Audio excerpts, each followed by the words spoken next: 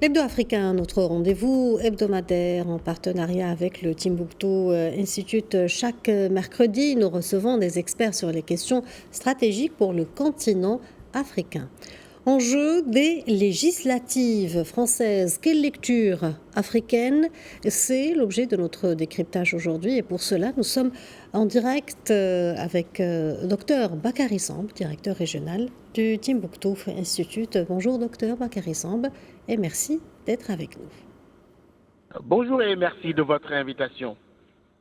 Alors, docteur Bakary Samb, au sortir des dernières élections européennes, vous évoquez un probable choc des nationalismes de part et d'autre de la Méditerranée avec la montée concomitante des extrêmes droites en Europe et d'une poussée nationaliste, notamment au Sahel. Il semblerait que c'est dans ce même contexte que se déroulent dimanche prochain les élections législatives en France.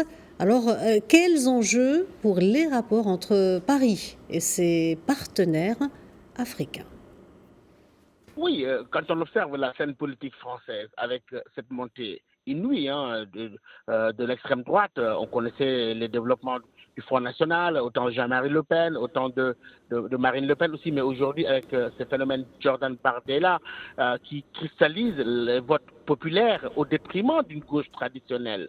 On voit qu'aujourd'hui, donc, ce qui se passe, c'est qu'en Europe, autant il y a une crispation au niveau sur quelques thématiques comme la migration, etc., la montée du nationalisme. Au Sahel, on a aussi une forme de revendication des jeunes par rapport à plus de souverainisme, notamment vis-à-vis de Paris, vis-à-vis de la France, et cette jeunesse qui aspire à réviser ses relations. Alors, dans ce contexte-là, une montée fulgurante de l'extrême droite va poser un certain nombre de problèmes parce que ça va encore aggraver les protestations, mais mettre aussi dans une position de choc deux formes de nationalisme. Un nationalisme basé sur l'extrême droite et sa montée en Europe et en France notamment, mais aussi ici sur le continent avec une protestation de plus en plus affirmée pour un souverainisme vis-à-vis de Paris et une révision des relations entre l'Europe et l'Afrique. Très bien. On sait que ces élections surviennent juste au moment où il est beaucoup question de la présence militaire française en Afrique. À quoi pourrait-on s'attendre s'il arrivait que l'extrême droite perce davantage, à défaut de l'emporter?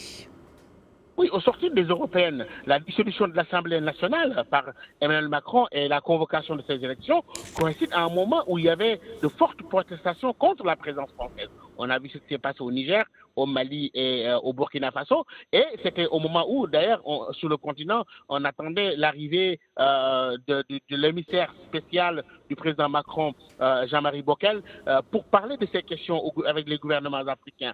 Dans ce contexte-là, je crois que la montée de l'extrême droite et peut-être sa probable arrivée au pouvoir pourrait encore accentuer cette conflictualité-là. Et je crois qu'aujourd'hui, la présence militaire est de plus en plus contestée. Les jeunes ne peuvent plus supporter ce symbole pour eux d'un colonialisme ou une continuité de la colonisation, alors que la France, au lieu de jouer sur les symboles, est en train de parler des révisions partielles, alors que les Africains, en tout cas la jeunesse, est dans la rue.